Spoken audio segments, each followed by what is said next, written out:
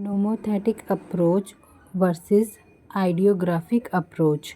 Nomothetic approach general principles पर base करता है और इंडिविजुअल्स के ग्रुप पर लागू होता है।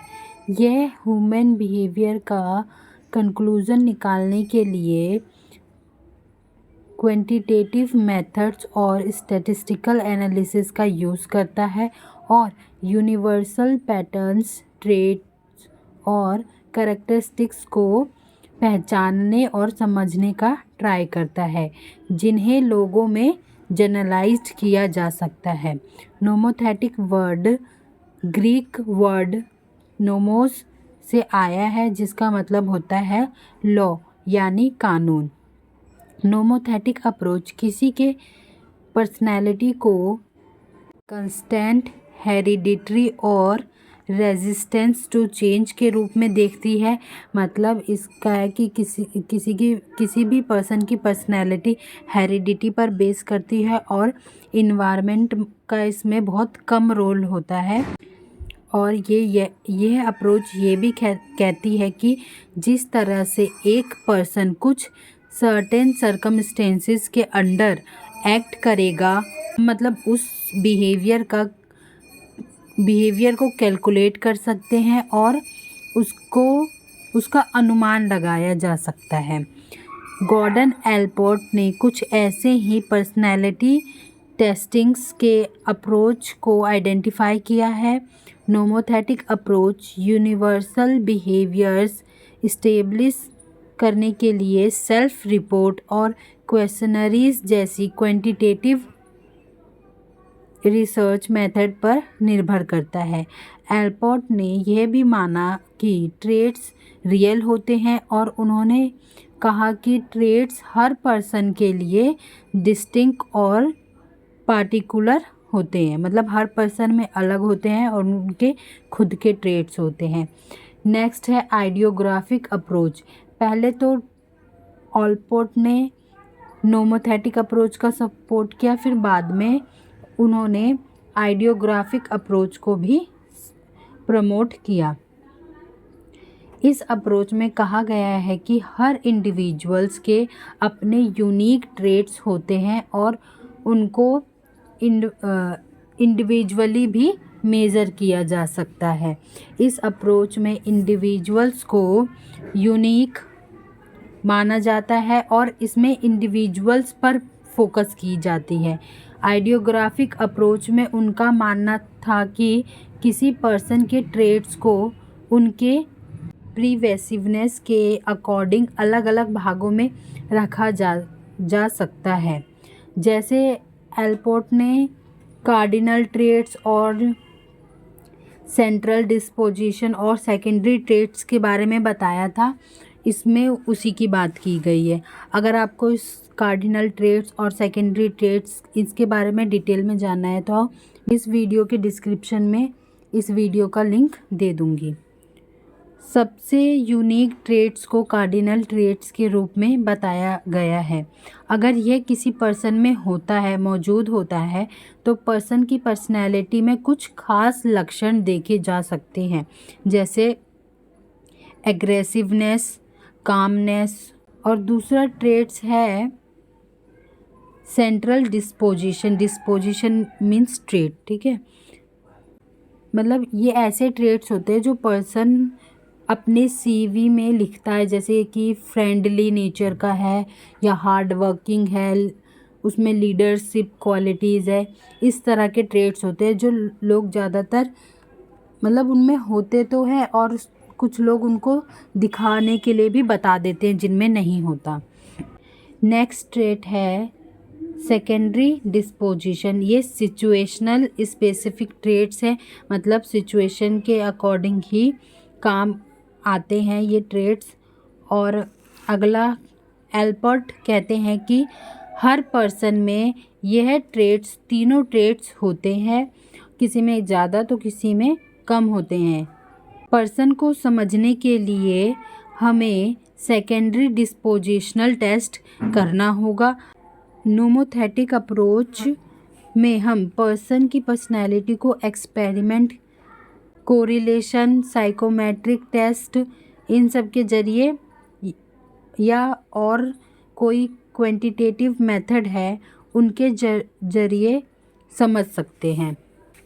और आइडियोग्राफिक मेथड में हम केस हिस्ट्री, इंफॉर्मेशन, इंटरव्यू या अनस्ट्रक्चर ऑब्जर्वेशन के ज़रिए या अदर कोई क्वालिटेटिव मेथड है उनके ज़रिए पर्सन की पर्सनैलिटी को समझ सकते हैं। नेक्स्ट टॉपिक है क्रॉस कल्चर इश्यूज़। इसमें यह जानने की कोशिश की जाती है कि पर्सन का बिहेवियर दूसरे कल्चर में कैसा होता है और अपने कल्चर में कैसा होता है। इसमें 2 टाइप्स के कल्चर सिचुएशन के बारे में बताया गया है। पहला है इंडिविजुअलिज़म, दूसरा है कलेक्टिविज़म।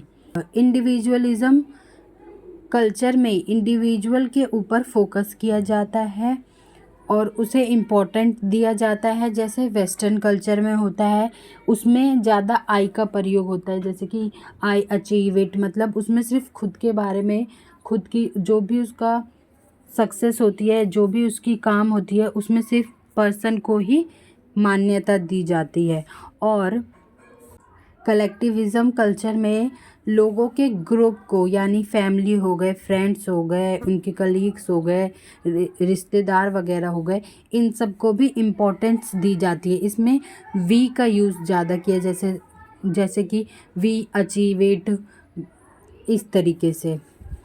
और ये ज़्यादातर इंडियन कल्चर में देखा जाता है। नेक्स्ट टॉपिक है पर्सनैलिटी ट्रेट्स और 5 फैक्टर मॉडल।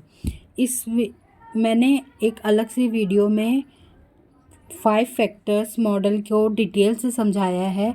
उस वीडियो का लिंक भी मैं इस वीडियो के डिस्क्रिप्शन में दे दूँगी। आपको डिटेल में जानना है तो आप जाके एक बार देख सकते हैं। चलिए आगे बढ़ते हैं। नेक्स्ट टॉपिक है issue related to theoretical model. यहाँ पर कुछ थियोरिटिकल मतलब कुछ थ्योरी दी गई हैं, जैसे कि साइको एनालिस्टिक थ्योरी और ह्यूमनिस्टिक थ्योरी, और इनके बारे में शॉर्ट में बताया गया है। इनको हम डिटेल में पढ़ेंगे ब्लॉक 2 में। अभी इनके कुछ इश्यूज़ के बारे में पढ़ लेते हैं। पहला इशू है फ्री विल और डिटर्मिनिज़म। इसमें फ्री विल बोलते हैं, जो पर्सन का बिहेवियर होता है वो फ्री होता है, वो अपने अकॉर्डिंग ही बिहेव करता है। और जो डिटर्मिनिज़म वाले होते हैं वो ये कहते हैं कि पर्सन का बिहेवियर जो है वो किसी न किसी कारण से होता है, मतलब उसका कोई कारण होता है, वो किसी चीज़ पर डिपेंड करता है। और सेकंड है यूनिकनेस वर्सेस यूनिवर्सलिटी। इसमें यह बहस होती है कि हर पर्सन यूनिक होता है, और या मतलब हर पर्सन के पास यूनिक ट्रेट्स होते हैं, उनका अपना खुद का बिहेवियर होता है, यूनिक बिहेवियर होता है, या सब person universally same behaviour pattern show करते हैं। थर्ड है फिजियोलॉजिकल वर्सेस पर्पोसिव मोटिवेशन। इसमें कुछ रिसर्चर बताते हैं कि पर्सन का बिहेवियर जो है वो बेसिक नीड्स जैसे कि फूड, वाटर, इन सब के कारण पुश होता है। मतलब जो पर्सन की फिज़िकल नीड्स होती हैं उनके ऊपर उन्हीं के अकॉर्डिंग पर्सन बिहेव करता है। और कुछ साइकोलॉजिस्ट या रिसर्चर है वो बताते हैं कि जो पर्सन के बिहेवियर होता है वो किसी पर्पस के कारण होता है, कोई पर्पस उनको मोटिवेट करता है, लाइक उनको गोल अचीव करना है, उनको वैल्यू अपनी बढ़ानी है। इस पे डिपेंड करता है पर्सन की पर्सनैलिटी। फोर्थ है कॉन्शियसनेस वर्सेस अनकॉन्शियसनेस मोटिवेशन। इसमें कुछ रिसर्चर का मानना है कि जो बिहेवियर होता है वो कॉन्शियस होता है, यानी होशो हवास में किया जाता है कि हमें पता होता है कि हम क्या कर रहे हैं क्या नहीं कर रहे। लेकिन कुछ रिसर्चर मानते हैं कि ह्यूमन का बिहेवियर जो है वो अनकॉन्शियस होता है, मतलब कुछ ऐसी उनको खुद को मालूम नहीं होता कि वो कौन सी एक्टिविटी कर रहे हैं, कौन सा बिहेवियर कर रहे हैं, इस तरीके से। और फिफ्थ है stage versus non stage theory of development. इसमें इस बात पर बहस होती है कि कुछ रिसर्चर मानते हैं कि जो पर्सन का पर्सनैलिटी होती है वो जन्म से लेकर जब तक वो डेथ तक बड़ा नहीं हो जाता, उसकी मृत्यु नहीं हो जाती, वो एक स्टेज के अकॉर्डिंग चलता है। जैसे प्री नेटल स्टेज होता है, फिर अडल्टहुड होता है, फिर इस तरीके से आगे बढ़ती रहती है। और कुछ रिसर्चर मानते हैं और बताते हैं कि जो पर्सन होता है वो मतलब जो ऐसी डेवलपमेंटल थ्योरी जैसा कुछ नहीं होता, पर्सन अपने अकॉर्डिंग ही डेवलप करता है, वो अपने सिचुएशन के अकॉर्डिंग ही बिहेव करता है, इस तरीके से। सिक्स्थ है कल्चरल डिटर्मिनिज्म वर्सेस कल्चरल ट्रांसेंडेशंस। इसमें बताया है कि कल्चर कितना हमारे पर्सनैलिटी को शेप करता है और कितना नहीं करता। सेवेंथ है early versus late personality formation. इसमें यह इशू है कि हमारी पर्सनैलिटी बचपन में ही शेप हो जाती है, मतलब बचपन में ही डेवलप होना शुरू हो जाती है, या फिर हम जब अडल्टहुड में आते हैं उसके बाद पर्सनैलिटी डेवलप होना शुरू होती है। लास्ट है हमारा ऑप्टिमिज्म वर्सेस पेसिमिज्म। इसमें इस बात पर बहस होती है कि पर्सन का जो एटीट्यूड है वो गुड है या बैड है, वो आशावादी है या उसका पैशन है, जो मतलब जिस तरह का बिहेवियर वो कर रहा है वो अच्छा है या बुरा है, इसमें इस बात पर बहस होती है। तो ये फोर्थ यूनिट था। बाकी के पार्ट्स की वीडियो में लिंक में डाल दूँगी, मैं डिस्क्रिप्शन में डाल दूँगी, आप जाके वहाँ से देख सकते हैं।